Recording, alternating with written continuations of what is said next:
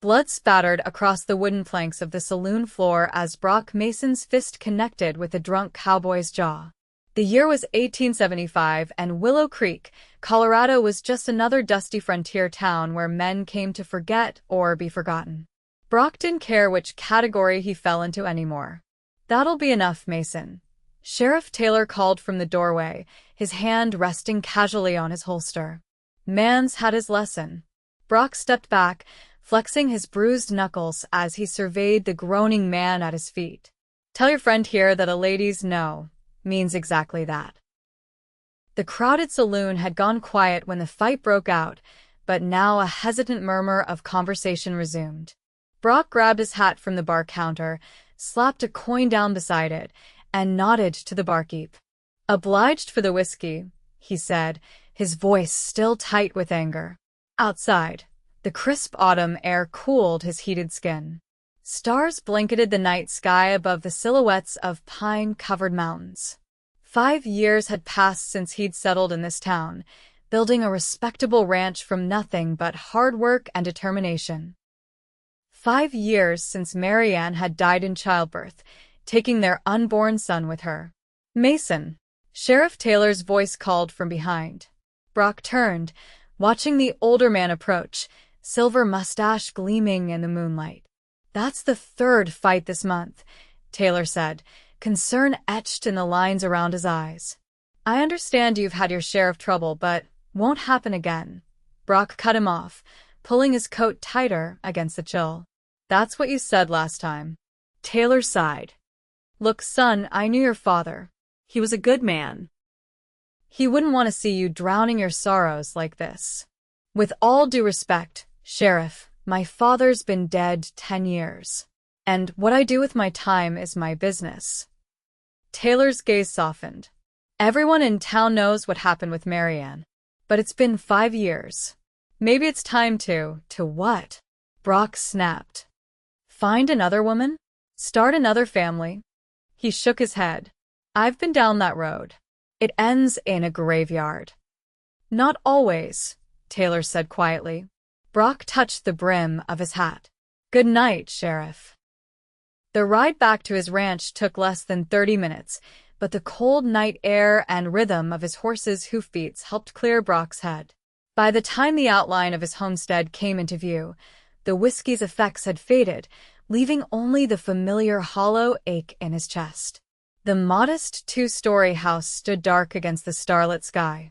No lamps burned in the windows, no smoke curled from the chimney. No one waited for his return, just as he preferred it. After settling his horse in the barn, Brock climbed the porch steps, boots heavy on the wooden boards. He'd built this house for Marianne, planning each room with care, imagining the family they would raise here. Now its emptiness mocked him. Inside, he lit a lamp and stoked the banked fire in the hearth. The flames cast dancing shadows across the room as he settled into a chair, not bothering to remove his boots. Sleep would be a long time coming, as it often was. Morning arrived with the insistent crowing of his rooster. Brock rose from where he'd eventually fallen asleep in the chair, his neck stiff and his mouth dry. The routine of ranch life waited for no man's sorrows. By midday, he had fed the livestock, mended a section of fence, and was returning to the house for a quick meal when he spotted a wagon approaching. Visitors were rare at Mason Ranch, especially unannounced ones. Brock's hand instinctively moved to the revolver at his hip as he watched the vehicle draw closer. A woman held the reins, her face obscured by a wide-brimmed bonnet. As the wagon neared, he saw she was young, perhaps mid-20s, with auburn hair peeking from beneath her hat. She pulled the horses to a stop several yards from where he stood. "Mr. Mason?" she called, her voice carrying a slight tremor. "Who's asking?" Brock replied, not moving from his position. "My name is Dahlia Burke. I need to speak with you. It's important." Something about her demeanor, a mixture of determination and desperation, made Brock step forward. As he did, he noticed what appeared to be a small bundle nestled beside her on the wagon seat. "What business do you have here, Miss Burke?" he asked, his tone remaining cool despite his curiosity. She climbed down from the wagon with surprising grace, considering the full skirts of her modest blue dress. When she turned back toward the seat, Brock realized that the bundle was moving slightly. With gentle hands, she lifted what was unmistakably a swaddled infant. "Mr. Mason," she said, approaching him with the baby cradled against her chest, "I believe you knew my cousin, Eleanor White?" The name hit Brock like a physical blow. Eleanor White had been a schoolteacher in Willow Creek briefly the previous year. Their acquaintance had been brief, but intense, a few stolen moments of comfort between two lonely souls. She had left town suddenly, sending only a short note explaining that family matters called her east. "I did." He managed his throat tight. "What of it?" Dahlia's eyes, green like Eleanor's, he now noticed filled with tears. "Eleanor passed away 3 weeks ago. Childbed fever." The world seemed to tilt beneath Brock's feet. "Childbed. Yes, Mr. Mason." With trembling hands, Dahlia held the bundle toward him. "This is Jacob. Eleanor's son." Your son." Brock stared at the infant, unable to process her words. The baby's face was tiny, pink, perfect. Dark wisps of hair curled across his forehead. "That's not possible," he said hoarsely, though even as the denial left his lips, he recognized the shape of the child's nose, his father's nose. His own nose. "Eleanor named you in her letter," Dahlia continued. "She knew she was dying. Asked me to bring Jacob to you." "I don't," Brock began, but the words died in his throat as Dahlia placed the baby in his arms. The weight of the child was shockingly light. The infant squirmed slightly, then settled against Brock's chest. Tiny fingers flexed, and dark blue eyes blinked open, staring up at him with unfocused curiosity. Something buried deep inside Brock's chest cracked open. A feeling he'd thought long dead flared to life, fierce, protective, terrifying. "I can't," he whispered, but his arms tightened around the baby. "I don't know how to, neither do I," Dahlia said softly. "But Eleanor believed you would be a good father. She said you were a man of honor, despite your rough exterior." Brock looked up from the child's face to find Dahlia watching him intently. There was something in her expression beyond the grief for her cousin, a vulnerability that suggested she had risked much to fulfill this final request. "Where will you go now?" he asked, surprising himself with the question. She hesitated. "I had planned to stay in town for a few days, then continue west to San Francisco. I have a distant aunt there who has offered me a position in her millinery shop." "And the child?" "You plan to leave him with a stranger and simply continue on your way." A flash of indignation crossed her features. "Eleanor's letter was quite clear that you are his father, and I have traveled nearly 1,000 miles with him to honor her dying wish." Her chin lifted slightly. "I have done my duty, Mr. Mason." The baby began to fuss, tiny fists waving in the air. Without thinking, Brock gently rocked him, a motion that seemed to come from some instinctive place he hadn't known existed. "He'll need feeding soon," Dahlia said, her tone softening. "I've been giving him goat's milk, watered down as the doctor suggested." Brock looked from the infant to the young woman standing before him, the reality of the situation finally settling in. A child. His child. A living piece of himself in this world. And this woman, who had brought the baby across a dangerous country to fulfill a promise. "Miss Burke," he said slowly, "I think you'd better come inside. We have much to discuss." The interior of the house felt different with visitors present. Brock was suddenly aware of the sparse furnishings, the layer of dust on the mantelpiece, the general air of neglect that pervaded the rooms. Dahlia didn't comment, however, as she efficiently prepared a bottle for the increasingly fussy infant. "May I?" she asked, holding out her arms for the baby. Brock relinquished his son. The thought still seemed impossible, and watched as Dahlia settled into a chair by the fire to feed him. Her movements were practiced, though not those of a woman who had raised children of her own. "You've cared for him since his birth?" Brock asked, remaining standing, unsure where to place himself in this unexpected domestic scene.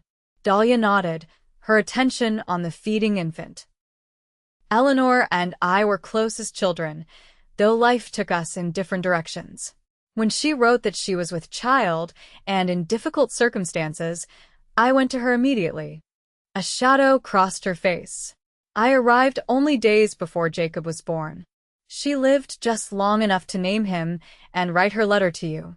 I'm sorry for your loss, Brock said stiffly, though the words felt inadequate. As am I for yours. Dahlia's eyes met his.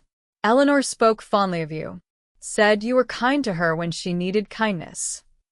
Brock turned away, uncomfortable with the memory. It wasn't anything serious between us. Clearly, it resulted in something very serious indeed, Dahlia replied, glancing down at the baby. The frankness of her statement caught him off guard. Most women of his acquaintance would have blushed or changed the subject. Dahlia Burke, it seemed, was not most women. What exactly did Eleanor tell you about me? He asked. That you were a widower who had closed himself off from the world. That beneath your gruff exterior was a good man who had suffered a great loss. She adjusted the bottle as Jacob continued to feed. She also mentioned you were stubborn as a mule and prone to dark moods. Despite everything, Brock felt a reluctant smile tug at his lips. She wasn't wrong. She rarely was, Dahlia agreed, a hint of sadness coloring her voice. As night approached, practical matters demanded attention. Brock offered Dahlia the main bedroom, insisting he would take the small room he'd originally designed as a nursery. The irony wasn't lost on him. We'll need to make arrangements tomorrow, he said as he showed her to the room. For supplies and whatever else a baby needs. Yes, we will, Dahlia replied, her expression unreadable in the lamplight. The reality of his new situation kept Brock awake most of the night. Twice, he heard Jacob crying and Dahlia's soft voice soothing him. By dawn, he had made up his mind. He would take responsibility for his son, provide for him, raise him as best he could. But he couldn't do it alone. At breakfast, while Dahlia was feeding Jacob again, Brock cleared his throat. I'd like to make you a proposition, Miss Burke. Her eyebrows rose slightly. I'm listening. Stay on. As Jacob's nurse. He spoke quickly, the words coming out more abruptly than he'd intended. I'll pay you a fair wage, provide room and board. You clearly know how to care for him, and he seems comfortable with you. And what of my plans for San Francisco? She asked, her expression giving nothing away. Brock shrugged. Millinery work will always be there. This. He gestured toward the baby. This is more important. He needs someone who knows what they're doing, and I surely don't. Dahlia studied him for a long moment. You're offering me a position as an employee? Not. She left the question unfinished. Just as Jacob's nurse, Brock confirmed, understanding her concern. Nothing improper. People will talk, she said matter-of-factly. People always talk. This is my ranch, my home. What happens here is no one's business but mine. Dahlia looked down at the baby in her arms, then back up at Brock. 3 months, she said finally. I'll stay for 3 months to help you settle in with him. That should be time enough for you to either learn what you need to know or find a permanent arrangement. Relief washed through Brock, though he kept his expression neutral. Agreed. 3 months. The first week passed in a blur of sleepless nights and steep learning curves. Brock continued his ranch work during the day, but found himself increasingly drawn back to the house, curious about Jacob's progress and, if he was honest with himself, about Dahlia's presence in his home. She had transformed the place in small but noticeable ways. Fresh curtains appeared at the windows, made from fabric she'd found in a trunk. The rooms were clean, aired out regularly despite the autumn chill. Cooking smells real cooking, not just the basic sustenance Brock had subsisted on for years wafted from the kitchen. On the 8th day, Brock returned from checking the north pasture to find Dahlia on the porch, Jacob sleeping peacefully in a makeshift cradle beside her as she mended one of Brock's shirts. "You don't need to do that," he said, climbing the steps. "Looking after Jacob is enough." Dahlia looked up, shading her eyes against the afternoon sun. "I don't mind. Idle hands make for restless thoughts." Brock nodded, understanding the sentiment all too well. He lowered himself into the chair opposite her, removing his hat. "Where did you learn to care for babies? You mentioned you weren't married." "I helped raise my younger siblings after our mother died," she replied, her needle moving steadily through the fabric. "4 of them, all boys. Our father was not well suited to childcare." That couldn't have been easy. She glanced up at him, a hint of surprise in her eyes at his perception. "No, it wasn't. But necessary things rarely are easy, in my experience." Brock found himself studying her hands as she worked, capable, strong, with none of the softness of a society lady's. These were hands that had worked hard their entire life, yet still moved with gentle precision when tending to Jacob. "Your father," he ventured. "Was he unkind?" Dahlia's hands stilled momentarily before resuming their work. "He was a man who believed discipline came through the strap and the back of his hand. But that's a common enough philosophy." The matter-of-fact way she delivered this information made Brock's jaw tighten. "Not in my house," he said firmly. She looked up again, her gaze assessing. "No," she said after a moment. "I don't believe it would be." That night, after Dahlia had retired to her room with Jacob, Brock sat alone by the fire, turning these new revelations over in his mind. He knew little about this woman who had entered his life so unexpectedly, bringing with her a child that had upended his carefully maintained solitude. Yet he found himself increasingly curious about her past, her thoughts, the quiet strength that seemed to sustain her. The next morning, Brock announced at breakfast that he needed to go into town for supplies. "Would you like to accompany me?" he asked Dahlia, who was gently rocking Jacob after his feeding. "It might do you both good to get out of the house." Surprise flickered across her face. "Are you certain?" "People will. As I said before, people will talk regardless," Brock interrupted. "Better they meet you properly than speculate wildly about who I'm keeping out at the ranch." A small smile curved her lips. "Very well, Mr. Mason. Jacob and I would be pleased to accompany you." The trip into Willow Creek caused exactly the stir Brock had anticipated. As they made their way down the main street, heads turned and whispers followed. He found himself unconsciously walking closer to Dahlia, who carried Jacob wrapped snugly against the autumn chill. Their first stop was the general store, where Mrs. Peterson's eyes widened comically at the sight of Brock Mason entering her establishment with a young woman and infant in tow. "Mr. Mason," she greeted, her gaze darting between them. "It's been some time since we've seen you in town." "Mrs. Peterson," Brock nodded. "This is Miss Burke and my son, Jacob." The silence that followed his blunt introduction was profound. Mrs. Peterson opened and closed her mouth several times before managing to speak. "Your son?" "Yes," Brock said firmly. "We'll be needing supplies. Diapers, baby clothing, whatever else Miss Burke determines necessary." To her credit, Mrs. Peterson recovered quickly, her shopkeeper's instincts overriding her curiosity. Of course. We have a new shipment of infant goods just arrived from Denver." She turned to Dahlia with a professional smile. "If you'll follow me, dear."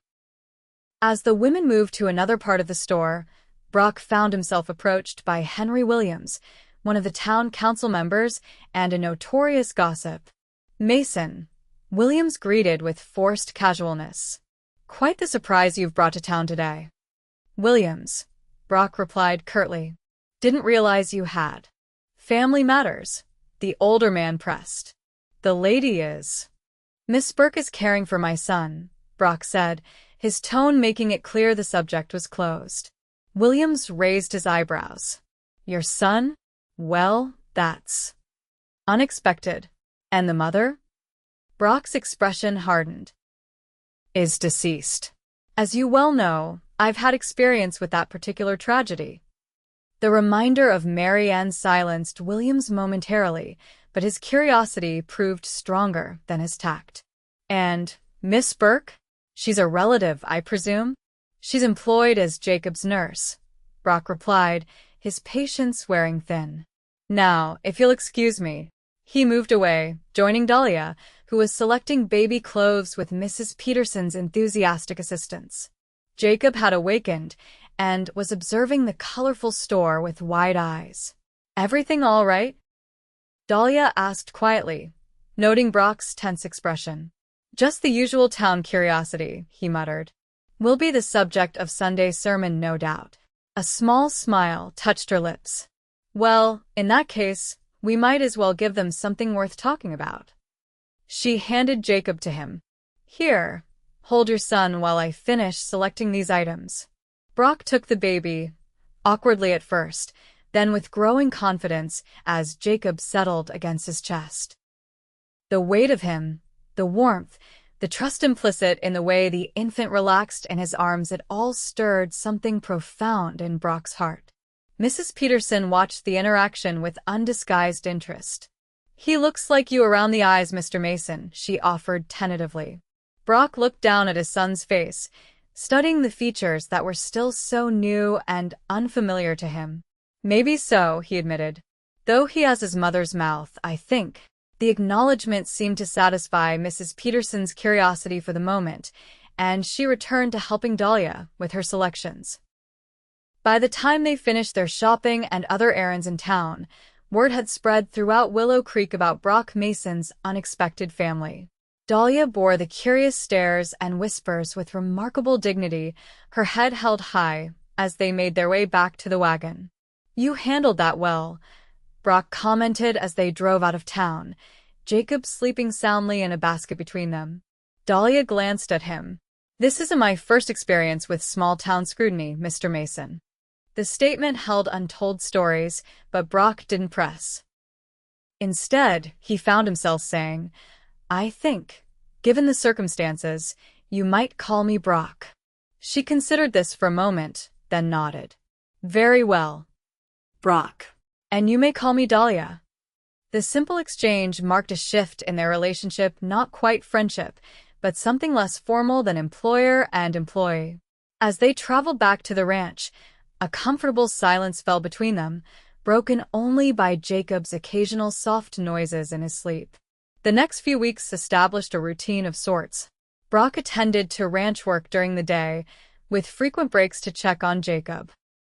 Dahlia managed the household and the baby's care, gradually introducing small improvements to the home that Brock might not have noticed had they happened all at once.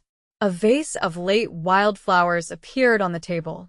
The faded curtains were washed and rehung. Books that had been stacked haphazardly for years were arranged neatly on shelves. One evening in late October, Brock returned from the barn to find Dahlia seated by the fire, reading aloud to Jacob from one of his old books of poetry. The baby was too young to understand, of course, but he seemed captivated by the rhythm of her voice. Hope is the thing with feathers that perches in a soul, she read softly, and sings the tune without the words and never stops at all. Brock paused in the doorway, reluctant to interrupt the peaceful scene. Lamplight cast a golden glow over Dahlia's auburn hair, pulled back in a simple bun with a few strands escaping to frame her face. Jacob lay in her lap, his tiny hand wrapped around her finger as she turned the page. Something tightened in Brock's chest, a longing so intense it almost hurt. Not just for what he had lost, but for what he had never allowed himself to imagine might be possible again. Dahlia looked up, noticing him in the doorway. Emily Dickinson, she explained, lifting the book slightly. My mother used to read her poems to us. My mother favored Wordsworth, Brock said, stepping into the room, though my father thought poetry was a waste of a man's time. And what do you think? Dahlia asked, her gaze curious. Brock considered the question as he took a seat across from her. I think there's value in words that make you feel something, even if you can't explain exactly what that something is. A smile touched her lips. That's a poetic answer in itself. Jacob began to fuss, and Dahlia set the book aside to adjust his position. I think someone's ready for sleep, she said, rising. I'll put him down. I can do it, Brock offered, surprising himself. Dahlia hesitated only briefly before handing the baby to him. He likes to be rocked a bit before being laid down. Brock nodded, cradling his son against his chest as he had seen Dahlia do countless times. He began to pace slowly around the room, patting Jacob's back in a gentle rhythm. You're becoming quite adept at that, Dahlia observed, watching them. Had a good teacher, Brock replied. Her expression softened at the compliment. He's an easy student. Some babies are far more difficult. Speaking from your experience with your brothers? Yes. The youngest, Thomas, had colic, something terrible. Would scream for hours no matter what we tried. She shook her head at the memory. Nearly drove my father to distraction. Where are they now? Your brothers? Brock asked, continuing his slow circuit of the room as Jacob's eyelids grew heavy. William and James joined the army after the war. Last I heard, they were stationed somewhere in the Arizona Territory. Michael works for the railroad in Chicago. A shadow crossed her face. Thomas died of scarlet fever when he was 10. I'm sorry, Brock said quietly. She nodded acknowledgement. It was a long time ago. Almost 8 years now. Doesn't make it easier, Brock said, thinking of his own losses. No, Dahlia agreed. It doesn't. Jacob had fallen asleep, his tiny chest rising and falling with each breath. Brock carefully carried him to the small bedroom that had been transformed into a nursery, Dahlia following to turn down the covers of the crib she had fashioned from a drawer lined with soft blankets. As Brock placed his son in the makeshift bed, a wave of protectiveness washed over him. This small life depended entirely on him, on them, for everything. The responsibility was enormous, but for the first time since learning of Jacob's existence, it didn't feel overwhelming. Good night, little one, he whispered, brushing a finger lightly over the baby's cheek. When he straightened, he found Dahlia watching him with an unreadable expression. Their eyes met in the dim light, and something electric passed between them, a shared understanding, perhaps, or something deeper that neither was ready to name. He's lucky to have you, Dahlia said softly. He's lucky to have both of us, Brock replied. The words hung in the air between them, laden with implications neither had intended. Dahlia was the first to look away. I should finish tidying the kitchen, she said, moving toward the door. Let me help, Brock offered, following her. They worked together in companionable silence, washing and drying the dishes from dinner. The domesticity of the scene struck Brock suddenly, how natural it felt to be sharing these simple tasks with her, how easily she had fit herself into the empty spaces of his home and his life. What will you do after the 3 months? He asked abruptly, the question that had been lingering in his mind for weeks. Dahlia's hands stilled momentarily in the dishwater. I haven't decided, she admitted. My aunt's offer still stands, I believe. And if there were a reason to stay? Brock ventured, careful to keep his tone neutral. She glanced at him, her expression guarded. What reason might that be? Brock hesitated, unsure himself of what he was suggesting. Jacob has grown attached to you, he said finally. As have I. To your help, he added quickly. I see. Dahlia resumed her washing, her profile giving nothing away. Well, we still have nearly 2 months before a decision must be made. Perhaps clarity will come with time. Perhaps, Brock agreed, though the conversation left him feeling strangely unsettled. That night, long after Dahlia had retired to her room, Brock sat alone by the dying fire, confronting the feelings he had been carefully avoiding. The truth was, in just a few short weeks, Dahlia Burke had become essential to him in ways that went far beyond her care of Jacob. Her quiet strength, her resilience, the subtle humor that occasionally broke through her reserved demeanor all had worked their way under his skin, past defenses he'd thought impenetrable. But he had sworn never to risk his heart again after Marianne. The pain of that loss had nearly destroyed him. Could he dare to open himself to the possibility of such devastation a second time? Moreover, what did he really know about Dahlia? She was guarded about her past, revealing only fragments that hinted at hardship and responsibility thrust upon her too young. She clearly cared deeply for Jacob, but her feelings toward Brock himself remained a mystery. The clock on the mantel struck midnight, startling Brock from his thoughts. Tomorrow would bring enough challenges without adding exhaustion to the list. He banked the fire and made his way to bed, though sleep proved elusive for hours. The next morning dawned clear and cold, with the first real hint of winter in the air. Brock rose early, as was his habit, and was surprised to find Dahlia already in the kitchen, Jacob content in a basket nearby as she prepared breakfast. "You're up early," he commented, pouring himself coffee from the pot she had brewing. Jacob decided dawn was the perfect time to practice his lungs. She replied with a wry smile. "I thought I might as well start the day." Brock moved to the basket, looking down at his son, who gurgled and waved his arms in recognition. "Good morning to you too, young man," he said, unable to suppress a smile. "He's becoming more responsive every day," Dahlia observed, flipping cornbread in a skillet.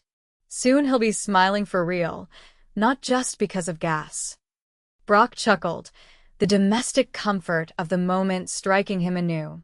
This was what a home should feel like: warm, alive, filled with the small sounds of family. "I need to ride out to check the north pasture fence today," he said, taking a seat at the table. "Storm last night might have brought down some branches." Dahlia nodded, bringing plates to the table. "We'll be fine here. I thought I might start some preserves with those apples you brought back from town. Winter will be here before we know it." The casual "we" and her planning for the season ahead didn't escape Brock's notice. It suggested a permanence neither had directly addressed since their conversation the previous evening. After breakfast, Brock saddled his horse and rode out, the crisp air clearing his head. The work of inspecting and repairing fences was straightforward, allowing his mind to wander back to the situation at the ranch. He had to admit that the presence of Dahlia and Jacob had breathed life back into a place that had felt more like a tomb than a home for far too long. The thought of returning to that emptiness after they left was unbearable. But what was he prepared to offer Dahlia to make her stay? Employment as Jacob's nurse seemed insufficient given the feelings stirring within him. Yet proposing anything more substantial felt premature, potentially unwelcome. Brock was so absorbed in these thoughts that he almost missed the signs of trouble near the creek that ran through his property. Fresh hoofprints, too many for a single rider, led down to the water. Empty bottles and the remains of a campfire suggested someone had stopped here recently. Trespassers, most likely. Frowning, Brock dismounted to examine the area more closely. The tracks appeared to be from the previous day, suggesting whoever had been here was likely gone. Still, the ranch was remote enough that visitors were rare, and uninvited ones were cause for concern. A flash of color caught his eye: a blue bandana snagged on a bush near the creek bank. Brock retrieved it, turning it over in his hands. Something about it seemed familiar, but he couldn't place it immediately. After checking the rest of the fence line, Brock headed back to the ranch, the discovered bandana tucked into his pocket. As the house came into view, a sense of unease settled over him. The incident at the creek might be nothing, drifters passing through, but with Dahlia and Jacob now under his roof, any potential threat took on greater significance. Dahlia was on the porch when he returned, shelling peas into a bowl with Jacob napping in his basket beside her. The domestic tranquility of the scene contrasted sharply with Brock's concerns. "Everything all right?" she asked, noting his expression as he dismounted. Brock hesitated, not wanting to worry her unnecessarily. "Found signs of trespassers down by the creek," he said, keeping his tone casual. "Probably just travelers passing through." Dahlia's hands stilled. Recently? Yesterday, from the looks of it. Brock removed the bandana from his pocket. Found this caught on a bush. She glanced at it, then returned to her shelling, though her movements seemed slightly less fluid than before. As you said, likely just travelers. Something in her reaction made Brock look more closely at her. Does this mean something to you? Why would it? She asked, not meeting his eyes. Dahlia. He sat down beside her, his voice gentle but firm. If there's something I should know, now would be the time to tell me. She was silent for a long moment, her gaze fixed on the peas in her lap. Finally, she set the bowl aside and looked up at him. There may be someone looking for me, she said carefully. Who? Brock asked, a protective instinct surging within him. Dahlia took a deep breath. His name is Frank Harlow. He was engaged to Eleanor before she met you. She glanced at Jacob's sleeping form. When he found out about her condition, he was not pleased. He hurt her? Brock asked, his voice low with anger at the thought. No, but only because she left before he could. He has a temper and a reputation for holding grudges. Dahlia's hands twisted in her lap. After Eleanor died, he came looking for her things. Found her letter to you. I had already left with Jacob by then, but he might be looking for you now, Brock finished, understanding dawning. And for Jacob? She nodded, her expression troubled. The blue bandana was his trademark. Always wore one. I didn't want to worry you with this, especially since I have no proof he's actually following us. It could be a coincidence. Brock's jaw tightened. I don't much believe in coincidences. He reached out, covering her restless hands with one of his own. Why didn't you tell me this before? I didn't want to bring trouble to your door, she said simply. You've already taken on so much with Jacob, and I wasn't certain Frank would actually pursue the matter. He's more talk than action usually. Usually, Brock repeated, not finding much reassurance in the qualifier. Dahlia looked up at him, her green eyes troubled. I'm sorry, Brock. Perhaps it would be best if Jacob and I moved on sooner rather than later. I wouldn't want to put you in danger. No. The word came out more forcefully than he intended, surprising them both. No, he repeated more gently. This is your home now, both of you. If this Frank Harlow wants to cause trouble, he'll have to go through me to do it. Something flickered in Dahlia's eyes, surprise, and perhaps something warmer. You barely know us, she said softly. I know enough, Brock replied, his hand still covering hers. I know Jacob is my son, and I know you've cared for him when you could have abandoned him. I know you're honest and hardworking and kind. He paused, then added quietly, I know that having you both here has made this house feel like a home again. The admission hung between them, more revealing than he had intended. Dahlia's gaze held his, searching for something in his expression. What if he comes here? She asked finally. Then I'll deal with him, Brock said simply. But first, I think we should pay a visit to Sheriff Taylor. He should know about this Harlow character being in the area. Dahlia nodded slowly. All right. But Jacob comes with us, Brock finished. I'm not leaving either of you alone until we know what we're dealing with. The decision made, they prepared for the trip into town. As Brock hitched the wagon, he found himself watching Dahlia as she readied Jacob for the journey, speaking to him softly as she wrapped him warmly against the autumn chill. The sight stirred something profound in him, a fierce protectiveness that went beyond mere obligation.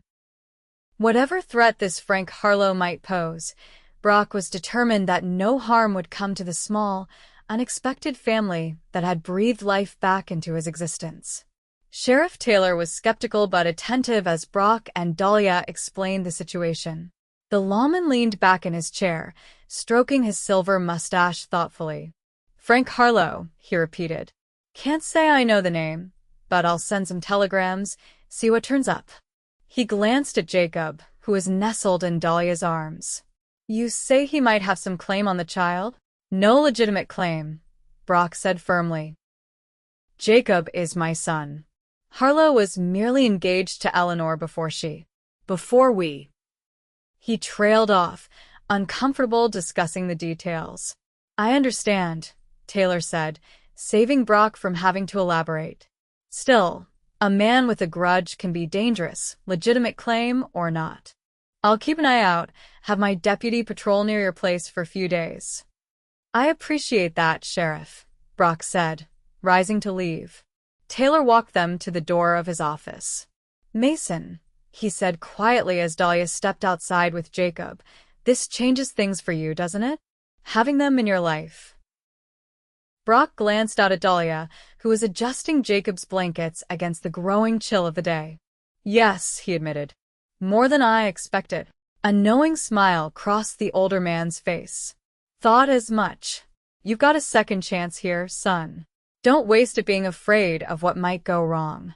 The words stayed with Brock as they made their way back to the ranch, resonating with thoughts he'd been avoiding for weeks.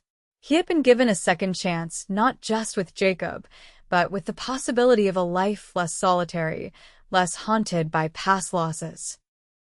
The next few days passed uneventfully, though Brock found himself more vigilant, checking the property perimeter regularly and keeping his rifle closer at hand. Dahlia seemed to relax somewhat as time passed without incident, though Brock occasionally caught her glancing anxiously toward the road that led to their isolated homestead.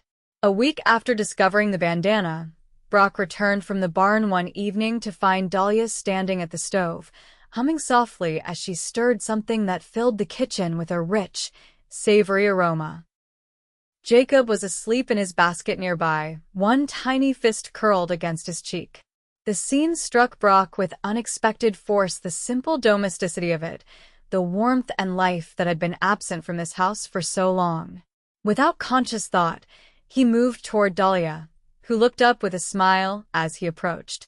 Hope you're hungry, she said. I found her mother's recipe book and thought I'd try her beef stew.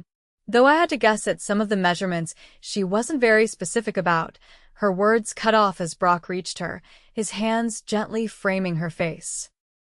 Their eyes met, his question silent but clear. For a heartbeat, neither moved. Then Dahlia gave a small, almost imperceptible nod, and Brock lowered his mouth to hers. The kiss was tentative at first, both of them uncertain, testing boundaries neither had acknowledged existed until this moment. Then Dahlia's hands came up to rest against his chest, and something shifted. The kiss deepened, years of loneliness and longing pouring into the connection between them. When they finally broke apart, both were breathing unevenly. Brock rested his forehead against hers, his hands still cradling her face. I didn't plan that, he said softly. A small smile curved Dahlia's lips. Nor did I. But I've been thinking about it, he admitted. For longer than I should probably confess. As have I, she replied, her honesty matching his own. They stood like that for a long moment, the stew forgotten on the stove, the quiet of the evening enveloping them in a sense of possibility neither had dared imagine before. What does this mean? Dahlia finally asked, her voice barely above a whisper. Brock drew back slightly, searching her face. It means I don't want you to leave when the 3 months are up. It means I'm falling in love with you, Dahlia Burke, and it terrifies me because I swore I'd never risk my heart again after Marion died. The confession hung between them, raw and honest. Dahlia's eyes widened slightly at his directness. I'm afraid too, she admitted, her hands still resting against his chest. My experience with men has not led me to trust easily. My father. And then seeing what Eleanor went through. She paused, gathering her thoughts. But you're different. The way you are with Jacob, the way you've treated me from the beginning with respect, with kindness. It makes me want to believe that not all men are like those I've known. I can't promise I won't make mistakes, Brock said honestly. But I can promise to try, every day, to be worthy of your trust. Dahlia's smile was like sunrise after a long night. That's all anyone can ask for. The moment was interrupted by Jacob's sudden cry from his basket. Dahlia laughed softly, reluctantly stepping back from Brock's embrace. "Impeccable timing," she murmured, moving to lift the baby.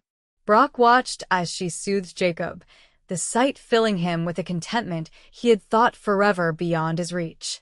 Whatever happened with Frank Harlow, whatever challenges lay ahead, he was no longer facing them alone. The peace was shattered 3 days later when Brock, returning from town with supplies, spotted fresh hoofprints on the road leading to the ranch. Too many for a casual visitor, and deliberately keeping to the softer ground where they would be less visible. His heart racing, Brock urged his horse faster, the wagon rattling behind him as he took the last bend in the road. The ranch house came into view, appearing undisturbed, but Brock's instincts were screaming warnings. He pulled the wagon to a stop in the yard, grabbing his rifle before jumping down. "Dahlia," he called, mounting the porch steps 2 at a time. No answer came from within the house. Brock pushed open the door, his rifle ready, scanning the main room quickly.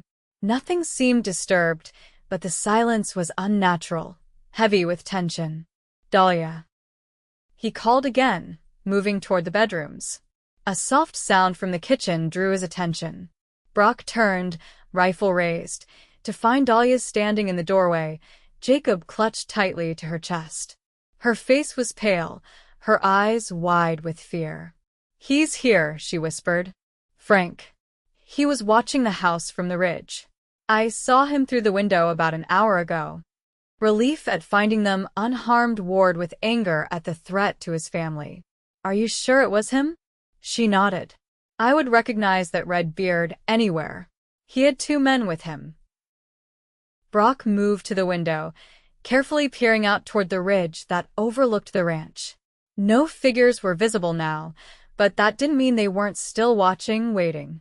"We need to get you and Jacob somewhere safe," he said, his mind racing through options. "The root cellar, maybe?" "No," Dahlia interrupted, her voice steadier than her expression. "I won't hide while you face him alone. This is my problem as much as yours." "Dahlia, I mean it, Brock," she said firmly. "I've spent too much of my life cowering from men like Frank Harlow. Not anymore. Not when it's my son at stake." The words struck Brock forcibly. "My son," she had said, claiming Jacob as surely as if she had given birth to him herself. In that moment, any lingering doubts about their future vanished. This woman belonged with them, had already made herself essential to their small family. "All right," he conceded. "But at the first sign of trouble, you take Jacob and get to the root cellar. Promise me." She nodded reluctantly. "I promise." They didn't have long to wait. Less than 20 minutes later, the sound of approaching horses broke the tense silence. Brock positioned himself by the window, rifle ready, as 3 riders appeared at the edge of the yard. The man in the lead matched Dahlia's description: tall, heavily built, with a thick red beard. His companions were nondescript, the kind of hard-faced drifters who sold their loyalty to whoever paid best. "Mason," the red-bearded man called, stopping his horse a safe distance from the house. "Send out the woman and the child, and we'll be on our way." Brock glanced at Dahlia, who stood tense but resolute in the center of the room, Jacob held protectively against her chest. "Stay here," he instructed quietly, then stepped onto the porch, rifle held ready but not aimed directly at the visitors. "This is private property, Harlow," he called. "You're not welcome here." Frank Harlow's face darkened at the recognition. "So the girl told you about me," he said, his voice carrying easily across the yard. "Did she tell you she stole what was rightfully mine?" "That child belongs to Eleanor, and Eleanor belonged to me." "Eleanor made her choice," Brock replied evenly. "And Jacob is my son. There's nothing for you here, Harlow. I suggest you move on before the sheriff arrives." A harsh laugh escaped Harlow. "Sheriff? Out here? Don't try to bluff me, Mason. We've been watching. No one's coming to help you." One of Harlow's companions shifted in his saddle, looking uncomfortable. "Frank, maybe we should." "Shut up, Jeb," Harlow snapped. "We're not leaving without what we came for." And what exactly did you come for? Brock asked, though he already knew the answer. Justice, Harlow spat. That woman in there took what was mine, Eleanor's belongings, whatever money she had. And the boy. His expression twisted into something ugly. Eleanor was going to be my wife. Anything of hers is mine by rights, including her bastard. The crude words made Brock's finger tighten on the trigger of his rifle. Last warning, Harlow. Leave now, or I'll consider you trespassers threatening my family. For a moment, it seemed Harlow might back down. Then his hand moved toward the gun at his hip. The next few seconds passed in a blur. Brock raised his rifle as Harlow drew his pistol. Shots rang out simultaneously, and Brock felt a searing pain along his upper arm as he fired. Harlow jerked backward in his saddle, clutching his shoulder. "You son of a," Harlow began, but was cut off by the sound of hoofbeats approaching rapidly from the road. All heads turned to see Sheriff Taylor leading a group of 5 mounted men toward the ranch at a gallop. "Drop your weapons," Taylor shouted as they rode into the yard. "All of you." Harlow's companions immediately raised their hands, but Harlow himself hesitated, his face contorted with rage and pain. For a terrible moment, Brock thought he might try to shoot again despite the overwhelming odds. Then, with a curse, Harlow let his pistol fall to the ground. "Frank Harlow," Taylor said, dismounting and approaching with his gun drawn. "You're under arrest for trespassing, attempted kidnapping, and assault with a deadly weapon." As 2 of Taylor's men moved to secure Harlow and his companions, the sheriff turned to Brock. "You all right, Mason? Saw you take a hit." Brock glanced down at his arm, where blood was seeping through his shirt sleeve. "Just a graze. I'll live." His attention was already turning toward the house. Dahlia, before he could finish, the front door flew open and Dahlia rushed out, Jacob still clutched in her arms. Her face was pale but determined as she hurried to Brock's side. "You're hurt," she said, her free hand hovering over his wounded arm. "It's nothing," he assured her, his relief at seeing her unharmed overwhelming any pain from his injury. Harlow, being led to a horse by one of Taylor's men, saw Dahlia and lunged against his restraints. "You thieving whore," he shouted. "You think this is over? I'll find you again, I swear it." Brock stepped protectively in front of Dahlia, but she moved to stand beside him, her head held high as she faced her tormentor. "No, Frank, you won't," she said, her voice steady despite the slight tremor Brock could feel in her body. "You have no power over me or my son. Not anymore." The simple dignity of her statement seemed to enrage Harlow further, but Taylor's men dragged him away, forcing him onto a horse despite his struggles. "He'll be facing charges in Denver," Taylor informed them as the prisoners were secured. "Turns out he's wanted for other offenses back east. Won't be troubling you again for a long, long time." As the sheriff's party rode away with their prisoners, Brock turned to Dahlia, who was still staring after them, her expression a complex mixture of relief and lingering fear. "It's over," he said gently, taking her free arm. She looked up at him, then at his injured arm. "You're bleeding. We need to get that tended to." Inside, Dahlia laid Jacob in his basket, then carefully helped Brock remove his shirt to examine the wound. The bullet had indeed just grazed his upper arm, leaving a painful but not serious furrow across the muscle. "You were lucky," she said quietly as she cleaned the wound with water and whiskey. "Luckier than I deserve," Brock agreed, wincing slightly at the sting of the alcohol. "Taylor showing up when he did that wasn't coincidence." Dahlia paused in her ministrations. "No." "I asked him to keep an eye on the place, send men to check regularly." Brock captured her hand in his. "I wasn't taking any chances with your safety. With either of you." Her eyes met his, something softening in their green depths. "Thank you." "You don't need to thank me for protecting my family," Brock said, the word family falling from his lips naturally, inevitably. Dahlia's breath caught. "Is that what we are?" she asked softly. A family? Brock reached up with his good arm, his hand cradling her cheek. If you want us to be. For a moment, Dahlia was silent, her eyes searching his face. Then, with a small smile that held both joy and lingering disbelief, she nodded. I do. More than anything. Then marry me, Brock said simply. Not because of Jacob, not because of what happened today.